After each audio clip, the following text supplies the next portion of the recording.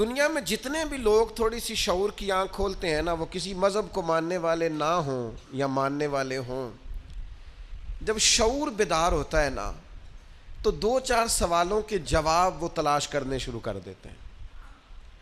ایک تو سوال ان کے ذہن میں یہ اٹھتا ہے کہ انسان کیوں پیدا ہوا ہے، کہاں سے آیا ہے، اگر آیا ہے تو پھر آیا کہاں سے ہے اور کیوں آیا ہے۔ اور پھر یہ بھی سوال پیدا ہوتا ہے کہ سب انسان ایک جیسے سٹیٹس کے کیوں نہیں، کوئی امیر ہے، کوئی غریب ہے، کوئی پڑھا لکھا ہے، کوئی ان پڑھ ہے، کوئی خوبصورت ہے، کوئی ظاہری طور پر لوگوں کی نظر میں بدصورت ہے، کوئی آقا ہے، کوئی غلام ہے۔ ان سوالوں کے لوگ جواب چاہتے ہیں۔ مقصد حیات کیا ہے اور انسان کو کس نے بھیجا ہے، کس مقصد کے لیے بھیجا ہے، ہم کیوں آئے ہیں، اس کا نا جواب چاہیے حضرت انسان کو۔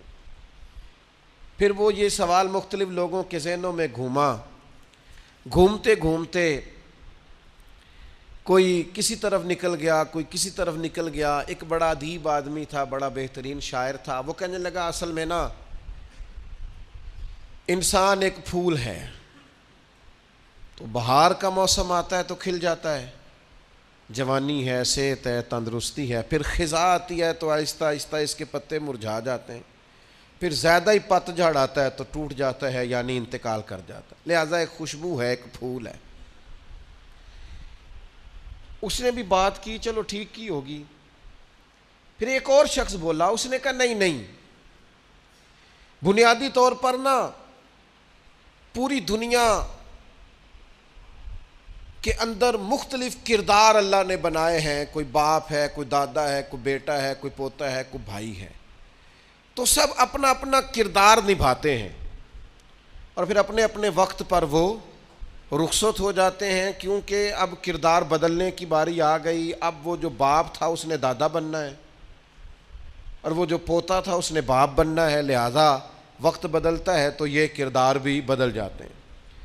لوگ اپنے اپنے حساب سے کوششیں کرتے رہے، یہاں تک کہ بعض نے یہ بھی کہہ دیا کہ انسان پہلے حیوان تھا۔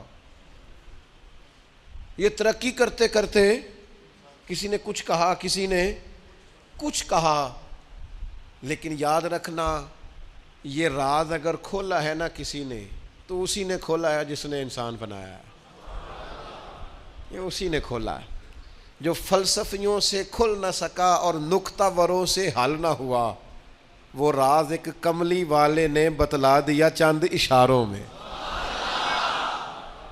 نبی کریم صلی اللہ تعالی علیہ وسلم نے وحی کے ذریعے فرمایا، وحی کے ذریعے فرمایا۔ ادھر ادھر سے کیوں پوچھتے ہو، مجھ سے پوچھو نا، میں تمہیں اللہ کا قرآن پڑھ پڑھ کے بتاتا ہوں کہ تمہیں بنایا کس نے، میں تمہیں بتاتا ہوں تمہیں بنانے والا کون ہے۔ وہ کون ہے جس نے تجھے بنایا ہے؟ هو الذی یصورکم فی الارحام، تو ماں کے پیٹ میں تھا، ایک نطفہ تھا،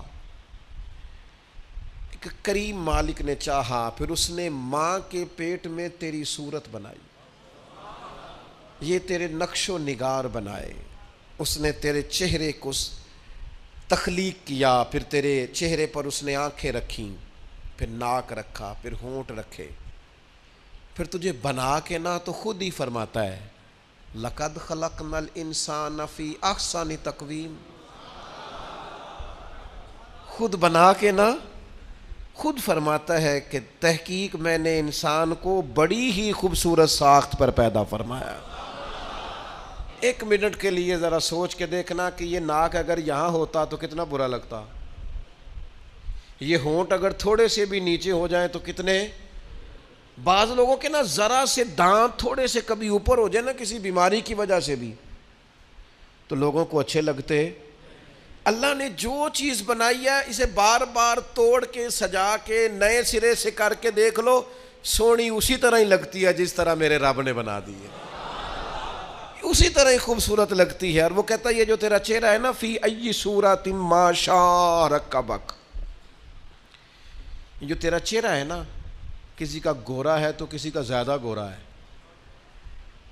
کسی کا گورا ہے تو کسی کا سانولا ہے، کسی کا رنگ گندمی ہے، یہ بندے کی مرضی پہ نہیں. یہ اللہ کہتا ہے جیسے میں نے چاہا ہے نا. اگر آپ یہ آیت سمجھ جائیں نا تو اپنے آپ سے پیار ہو جائے گا. پھر کالے سیاہ رنگ والا بندہ بھی کہے گا اوہو چہرہ میرا ہے پر چاہت اللہ تعالیٰ کی ہے. پھر تو اپنے آپ سے پیار ہو جائے گا, پھر تو اپنے آپ سے محبت ہو جائے گی. پھر تو انسان کہے گا کہ خدا جانے بلندی ہے کہ پستی, پر جہاں میں ہوں وہاں کوئی نہیں.